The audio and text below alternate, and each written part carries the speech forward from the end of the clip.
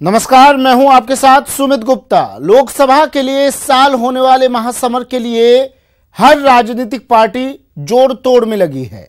कोई किसान कार्ड खेल रहा है तो आरक्षण को लेकर आम जनता को साधने में लगा है। इन्हीं सब सियासी हलचलों पर नजर बनाए रखेंगे और बताएंगे हर घटना के पीछे की असली खबर हमारे इस खास कार्यक्रम 2019 का महाभारत में।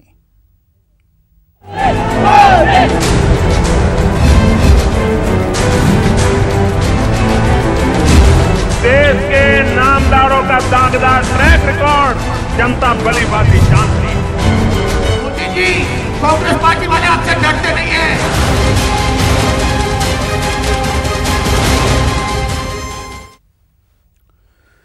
चलिए सबसे पहले बात कर लेते हैं गुर्जर आरक्षण की, जो संभवतः आज खत्म हो जाए, क्योंकि आरक्षण का रास्ता साफ हो गया है।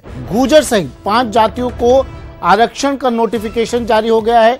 राज्यपाल की मंजूरी के बाद ये नोटिफिकेशन जारी किया गया। ओबीसी के तहत अलग से 5% आरक्षण लागू हो गया है। ओबीसी का कोटा 21% से बढ़ाकर 26% कर दिया गया है और इस आरक्षण से अब गुर्जर, बंजारा, रायका, रेबारी को लाभ मिलेगा। गाड़िया, लोहार, गडरिया को भी आरक्षण का लाभ मिलेगा। सरकारी नौकरियों और शिक्षण संस्थानों में यह आरक्षण लागू होगा।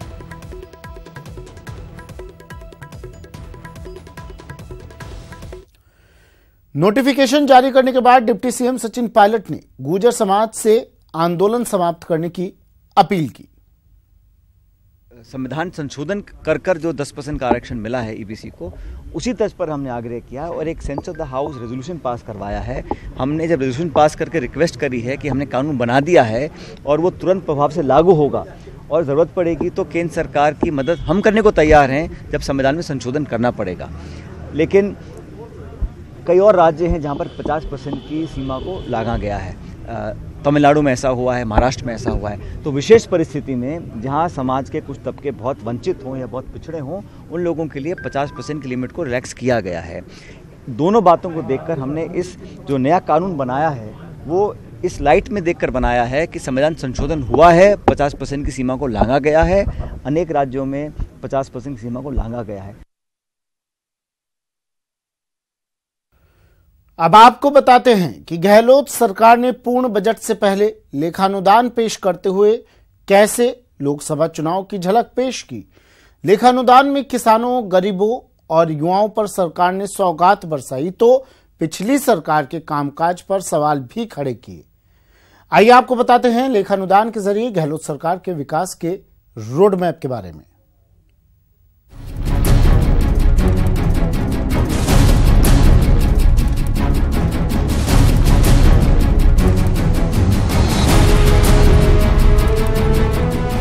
लेखानुदान से निकलेगी मिशन 25 की राह। किसान, युवा, गरीबों पर गहलोत सरकार का फोकस। सीएम गहलोत ने 2019-20 के पूर्ण बजट से पहले लेखानुदान के जरिए अपनी सरकार की दिशा और दशा तय कर दी, तो लोकसभा चुनाव के मद्देनजर सरकार की मंशा भी साफ की।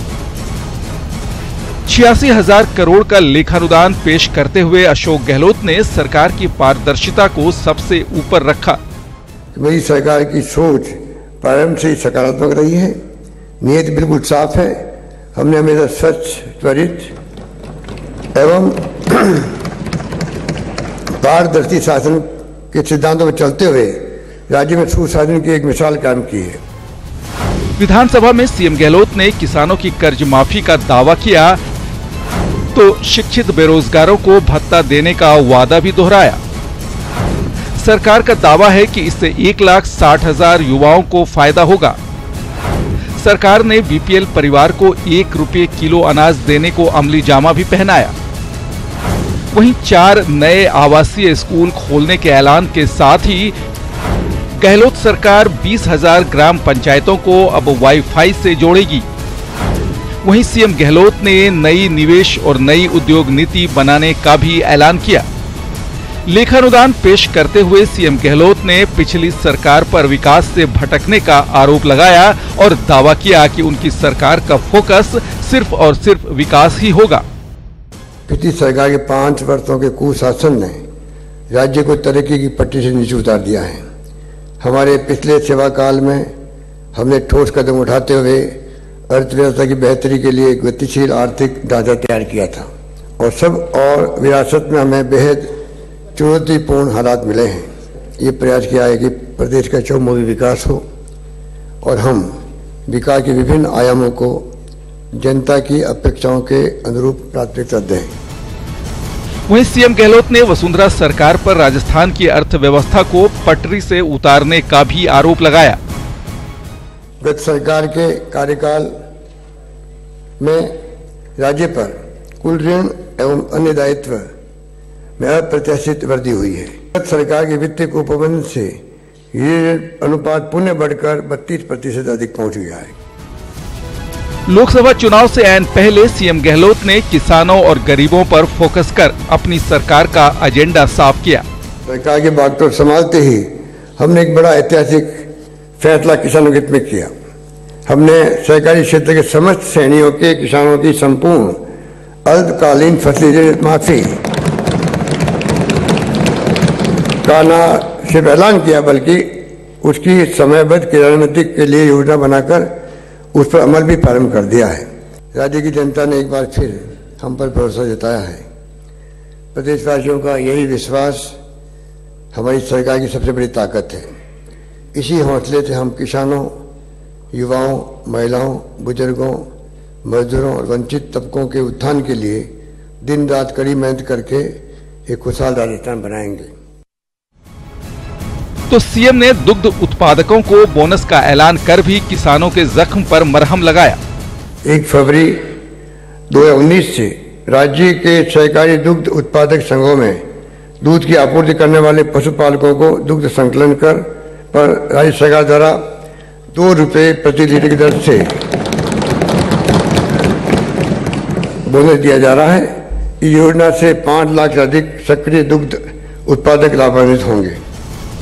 सीएम गहलोत ने लेखानुदान में बुजुर्गों का भी ख्याल रखा और उनकी पेंशन में बढ़ोतरी का ऐलान किया। गरीब और बेसहारा लोगों को दी जाने वाली पेंशन उनके जीवन यापन का एकमात्र सहारा होती है। हमने अपने पिछले सेवा काल में इन जरूरतमंद लोगों के प्रति उदार एवं संवेदनशील नजरिया अपनाते हुए सामाजिक पेंशन नियमों एवं प्रक्रिया को काफी सरल बनाया था। राज्य मंत्रिमंडल ने अपनी पहली बैठक में ही बुजुर्गों को दी जाने वाली वृद्धावस्था पेंशन में बढ़ोतरी का ऐतिहासिक निर्णय लिया है। ये बढ़ोतरी 1 जनवरी 2019 से लागू कर दी गई है। समाज के हर वर्ग को सीएम अशोक गहलोत ने अपने लेखानुदान से साधने की कोशिश की तो सूबे के विकास के लिए अहम बीकानेर रिफाइनरी को लेकर कांग्रेस सरकार की प्रतिबद्धता जाहिर की। कहना गलत नहीं होगा कि आने वाले लोकसभा चुनाव के लिए सीएम गहलोत ने विकास पर तवज्जो देकर अपना मकसद साफ कर दिया है तो पूर्ण बजट में प्रदेश को बहुत कुछ मिलने के संकेत भी दिए हैं। गोवर्धन चौधरी, न्यूज 18 राजस्थान। और अब बात कांग्रेस सेवा दल के राष्ट्रीय अधिवेशन की। करीब 35 साल बाद अजमेर में शुरू हुए 2 दिन के अधिवेशन में सेवा दल को आरएसएस के मुकाबले में खड़े करने की कोशिश हो रही है। बता दें कि आज अजमेर सेवा दल के अधिवेशन में राहुल गांधी हुंकार भरेंगे और यहीं से कांग्रेस के मिशन 25 का आगाज करेंगे। 15 अगस्त को इस बार लाल किले पर तिरंगा वाले आएंगे और तिरंगा लहराएंगे। आरएसएस का यदि मुकाबला डट के करना है, सेवा दल को मजबूत करना होगा। कांग्रेस को सेवा दल की शक्ति। 35 साल बाद सेवा दल का राष्ट्रीय सम्मेलन। राहुल गांधी करेंगे चुनावी शंखनाद। सेवा दल सम्मेलन से आरएसएस को टक्कर देने का प्लान। वो 2 रंगे झंडे वाले इस देश को उन भावनात्मक मुद्दों के जरिए चुनावी जो है नदी तैर कर वो सत्ता की सिंहासन पर जो बैठना चाहते हैं उनके लिए हम लोग कहने वाले हैं कि रुक जाओ। 15 अगस्त को इस बार लाल किले पर तिरंगा वाले आएंगे और तिरंगा लहराएंगे। कांग्रेस में नई जान फूंकने के लिए अध्यक्ष राहुल गांधी ने अपनी सबसे पुरानी शाखा यानी सेवा दल को मजबूत करने की योजना तैयार की है। और उसी योजना के तहत 35 साल बाद कांग्रेस के सेवा दल का राष्ट्रीय अधिवेशन ख्वाजा की नगरी अजमेर में शुरू हुआ। 2 दिन तक चलने वाले इस सम्मेलन के जरिए कांग्रेस आरएसएस को टक्कर देने की योजना बना रही है। कहीं न कहीं ये लगा है हाईकमान को कि आरएसएस का यदि मुकाबला डट के करना है और इस तरह की ताकतों का अगर मुंहतोड़ जवाब देना है तो सेवा दल को मजबूत करना होगा, क्योंकि सेवा दल ही एक ऐसा संगठन है जो कि इनकी इस तरह के भ्रामक प्रचार का जवाब दे सकता है, लोगों में इस बात का संदेश दे सकता है ये लोग जो जिस तरह से लड़ाने का कार्य कर रहे हैं उनको किस तरह से उनसे बच कर रहना है, किस तरह से उनसे सावधान रहना है और इस देश को हमेशा। आरएसएस से भी पुराना संगठन होने के बावजूद सेवा दल कभी आरएसएस के मुकाबले खड़ा नहीं हो पाया और यही कारण है कि अब इसको और ज्यादा असरदार और दमदार बनाने पर गंभीरता से काम हो रहा है। तो सेवा दल कहीं ना कहीं पिछले, जैसे मैं बार मैंने पहले भी ये कहा कि विगत वर्षों में जो इसकी भूमिका होनी चाहिए थी वो भूमिका का निर्वाह नहीं हो पाया है। हमारे आदरणीय राष्ट्रीय अध्यक्ष राहुल जी की कल्पना है कि उसको इनकी भूमिका को पुनः सशक्त करना है, पुनः जीवित करना है। माना जा रहा है कि सेवा दल के इस सम्मेलन से ही राहुल गांधी लोकसभा चुनाव का बिगुल फूंकेंगे। राहुल गांधी ने अजमेर से ही विधानसभा चुनाव की भी शुरुआत की थी और पार्टी को सत्ता तक लेकर गए।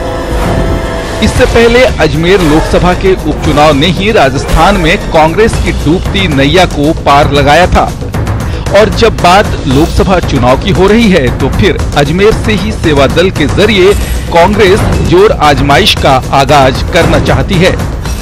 और लोगों ने लूटना शुरू किया है, तो इसलिए नया नारा है कि तब लड़े थे गोरों से, अब लड़ेंगे इन चोरों से। जब लड़ना है चोरों से तो अपनी सेना भी तो मजबूत करनी है, इसलिए कहे कि जब लड़ना है गोरों से तो अब आवाज होगी जोरों से, और जोरों से जो आवाज होगी ये अजमेर की पवित्र भूमि से। कांग्रेस सेवा दल के इस अधिवेशन में देश भर से करीब 50,000 सेवा दल कार्यकर्ताओं के शामिल होने का अनुमान है, जो आगे देश भर में फिर कांग्रेस के संगठन को मजबूत करेंगे। कांग्रेस की नींव मजबूत करने वाले इस कार्यक्रम को तिरंगा मिशन का नाम दिया गया है। विधानसभा चुनाव से पहले भी राहुल ने अजमेर में दरगाह जियारत और पुष्कर दर्शन किए थे और परिणाम कांग्रेस के पक्ष में आए थे। लिहाजा अजमेर को लकी मानते हुए एक बार फिर से राहुल यहां से सेवा दल को आगे रखते हुए लोकसभा चुनाव अभियान का शंखनाद करेंगे। वीडियो जर्नलिस्ट अशोक बंजारा के साथ अभिजीत दवे, न्यूज 18 अजमेर। बता दें कि सेवा दल का राष्ट्रीय सम्मेलन में कल कांग्रेस अध्यक्ष राहुल गांधी अजमेर दौरे पर आज आने वाले हैं, लेकिन उससे पहले ही वहां पार्टी के अंदर ही किचकिच शुरू हो गई है और सेवा दल के एक बड़े पदाधिकारी पर पार्टी से धोखे का बड़ा आरोप लगा है। पार्टी को हराने वाले अग्रिम पंक्ति में बैठेंगे तो फिर कैसे चलेगा? तो ये लड़ाई सफेद टोपी के सामने बहुत सारी और टोपियों की है। अजमेर कांग्रेस में किचकिच, सेवा दल पदाधिकारी पर धोखे का आरोप, बीजेपी उम्मीदवार की मदद का आरोप। पोस्टर लहराती कांग्रेस की नेता नसीम अख्तर सेवा दल के बड़े पदाधिकारी कुंदन सिंह रावत पर धोखे का आरोप लगा रही हैं। आरोप भी ऐसा वैसा नहीं, विधानसभा चुनाव के दौरान अपने भाई बीजेपी उम्मीदवार सुरेश सिंह रावत की मदद का आरोप है। भाई के लिए उन्हें हराने की साजिश का आरोप गंभीर आरोप है। मेरा सीधा आरोप है कि इसने खुले रूप में भाई की मदद की है, कार सेवा की, हमारे पास एविडेंस भी है। नसीम अख्तर पिछले विधानसभा चुनाव में अजमेर सीट से कांग्रेस उम्मीदवार थी और कुंदन सिंह के भाई सुरेश सिंह बीजेपी से उनके खिलाफ मैदान में थे और जीत सुरेश सिंह के हाथ लगी। नसीम इस बात से ज्यादा खफा है कि राहुल गांधी जब सेवा दल के कार्यक्रम में अजमेर आएंगे तो कुंदन सिंह रावत को उनके साथ मंच साझा करने का मौका मिलेगा। यही बात उन्हें साल रही है और उनका कहना है कि पार्टी को धोखा देने वालों को अगर ये सम्मान मिलेगा तो फिर ईमानदार कार्यकर्ताओं के भरोसे का क्या होगा?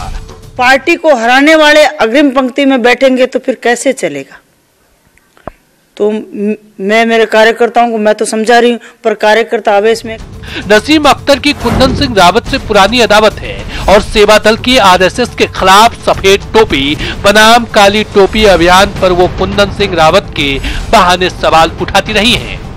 ये लड़ाई सफेद टोपी के सामने बहुत सारी और टोपियों की है, जिसमें काली टोपी की सोच है वो देश को बड़ा खतरा है, तो हम बिल्कुल उस लड़ाई में आमने सामने। सफेद टोपी और काली टोपी की लड़ाई है, तो सफेद टोपी में ये काली टोपी कहां से आई? मेरा एक उनसे सवाल है। नसीम अख्तर कुंदन सिंह रावत की सफेद टोपी को काली बताने में जुटी है, लेकिन उनके खिलाफ पार्टी में ना तो अब तक कोई कार्रवाई हुई है और न उन पर लगे आरोपों की कोई पुष्टि हुई है। अभिजीत दवे, न्यूज 18 अजमेर। सभ्यता और संस्कृति की दुहाई देते हुए पूर्ववर्ती बीजेपी सरकार ने वैलेंटाइन डे को मातृ पितृ दिवस के रूप में मनाने का फैसला लिया था, लेकिन यह फैसला लागू हो पाता इसके पहले ही सरकार बदल गई और नई सरकार ने उस फैसले को पलट दिया, जिसके बाद अब सियासत जोर पकड़ने लगी है। 14 फरवरी यानी प्यार का दिन, इजहार का दिन। पूरी दुनिया में इस थीम के साथ ही हर साल वैलेंटाइन डे मनाया जाता है, लेकिन वैलेंटाइन डे को लेकर प्रदेश की सियासत का पारा चढ़ने लगा है। दरअसल अप्रैल 2018 में तत्कालीन शिक्षा राज्य मंत्री वासुदेव देवनानी ने विधानसभा में ये ऐलान किया था कि 14 फरवरी को वैलेंटाइन डे के बजाय प्रदेश के सभी स्कूलों में मातृ पितृ पूजन दिवस मनाया जाएगा। इस ऐलान के बाद बकायदा इसे शिविरा पंचांग में शामिल भी कर लिया गया, लेकिन सरकार बदलने के साथ ही शिक्षा विभाग ने ऐसे किसी भी कार्यक्रम पर रोक लगा दी है। शिक्षा विभाग के इस फैसले की पूर्व शिक्षा मंत्री वासुदेव देवनानी ने कड़ी आलोचना की है।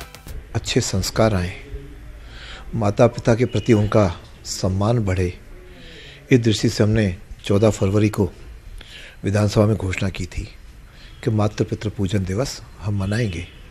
मुझे लगता है जब से नई सरकार बनी इसका संस्कारों से कोई वास्ता है नहीं। मुझे कई बार लगता है शिक्षा मंत्री में तो शिक्षा की कोई समझ मुझे दिखाई नहीं देती, लगता है। वहीं शिक्षा राज्य मंत्री गोविंद सिंह डोटासरा ने कहा है कि हमारी संस्कृति में माता पिता की पूजा हर एक दिन की जाती है, ऐसे में कोई एक दिन इसके लिए नहीं तय किया जा सकता है। लगे हाथों उन्होंने इसे बीजेपी की नौटंकी करार दिया। कोई भी ऐसा व्यक्ति नहीं होगा जो अपने माता पिता की पूजा नहीं करता है, अपने गुरु की पूजा नहीं करता है। ये भारतीय जनता पार्टी काम करने में कम विश्वास करती है और नौटंकी करने में ज़्यादा विश्वास रखती है। आज गुजरात में कह रहे हैं कि हम बच्चों को जय हिंद पढ़ाएंगे। अरे हम तो, हमारे महापुरुषों ने, कांग्रेस के नेताओं ने जय हिंद करके इस भारत को आज़ाद कराया था। ये कहाँ थे तब ये लोग? सरकार बदलने के साथ ही पुरानी सरकार के फैसलों को बदलने की एक परिपाटी सी चल पड़ी है। इसके लिए कोई संस्कारों की आड़ लेता है तो कोई धर्मनिरपेक्षता की दुहाई देता है। न्यूज 18 के लिए जयपुर से बाबूलाल धायल के साथ महेश दाधीच की रिपोर्ट। विधानसभा चुनाव से ठीक पहले जिस तरह दौसा के बीजेपी सांसद हरीश चंद्र मीणा ने पार्टी को झटका दिया, उससे दौसा लोकसभा की जंग बड़ी दिलचस्प हो गई है। आइए बताते हैं क्या है इस सीट का हाल। सियासी ही नहीं बल्कि ऐतिहासिक तौर पर भी दौसा काफी अहम है। दौसा के इतिहास की बात करें तो जयपुर से 54 किलोमीटर दूर स्थित देवगिरी पहाड़ी के नाम पर दौसा का नाम पड़ा। कछवाहा राजपूतों ने दौसा को अपनी पहली राजधानी बनाया, जिसे देवनगरी के नाम से भी जाना जाता है। यहाँ के मंदिर में भगवान शिव के 5 रूप सहजनाथ, सोमनाथ, गुप्तेश्वर, शिव और नीलकंठ विराजमान है। मेहंदीपुर बालाजी घंटा मंदिर की वजह से भी दौसा आस्था का बड़ा केंद्र है। दौसा के इतिहास और धार्मिक महत्व के बाद अब एक नजर डाल लीजिए दौसा लोकसभा क्षेत्र पर। दौसा लोकसभा की आबादी करीब 25,21,000 है। दौसा की 88% आबादी ग्रामीण इलाकों में रहती है। 11% लोग ही दौसा के शहरी क्षेत्र में निवास करते हैं। दौसा लोकसभा में विधानसभा की 8 सीटें आती हैं। दौसा में मीणा और गुर्जर वोटों का खासा असर है। दौसा लोकसभा एससी के लिए आरक्षित सीट है। मीणा और गुर्जर सियासी तौर पर एक दूसरे के विरोधी माने जाते हैं और शायद ही दोनों ने कभी एक ही पार्टी का समर्थन किया हो। दौसा लोकसभा में जीत हार के इतिहास की बात करें, 1952 और 1957 में दौसा से कांग्रेस को कामयाबी मिली। 1962 और 1967 में दौसा से स्वतंत्र पार्टी ने परचम लहराया। 1971 में कांग्रेस और 1977 में जनता पार्टी ने जीत हासिल की। 1980 और 1984 में कांग्रेस ने दौसा में फिर अपना डंका बजाया। 1989 में बीजेपी की जीत के बाद कांग्रेस लगातार 5 बार जीती। 2009 में किरोड़ी लाल मीणा दौसा लोकसभा से निर्दलीय जीते। 2014 में हरीश मीणा ने 25 साल बाद बीजेपी को सीट दिलाई। लेकिन 2018 में हरीश चंद मीणा ने बीजेपी का हाथ झटककर कांग्रेस का हाथ थाम लिया। लिहाजा अब बीजेपी के लिए ये बदले का वक्त है। किरोड़ी लाल मीणा भी अब बीजेपी में है और कहा जाता है दौसा में वोटरों में जैसी पकड़ उनकी है वैसी किसी की नहीं। लेकिन इन सबसे परे पारंपरिक तौर पर दौसा कांग्रेस की सीट रही है और यहाँ पायलट परिवार का दबदबा रहा है। दिवंगत नेता राजेश पायलट यहाँ से 4 बार लोकसभा चुनाव जीते थे। राजेश पायलट 1984, 1991, 1996 और 1998 में लोकसभा पहुंचे थे। राजेश पायलट की मौत के बाद उनकी पत्नी रमा पायलट यहाँ उपचुनाव जीती। 2004 में राजेश पायलट के बेटे और वर्तमान डिप्टी सीएम सचिन पायलट इस सीट से जीते। 2009 में सचिन पायलट दौसा की जगह अजमेर से जीतकर लोकसभा पहुंचे और ये सीट निर्दलीय किरोड़ी लाल मीणा ने जीत ली। और 2014 की मोदी लहर में यहाँ से हरीश मीणा ने बीजेपी के लिए 25 सालों का सूखा खत्म किया। लेकिन 2018 के आखिर में वो भी कांग्रेसी खेमे में चले गए। ऐसे में दौसा की जंग देखने लायक होने वाली है। सौरभ गृहस्थी, न्यूज़ 18 राजस्थान, जयपुर। चलिए 2019 का महाभारत में आज के लिए इतना ही। दीजिए इजाजत, नमस्कार।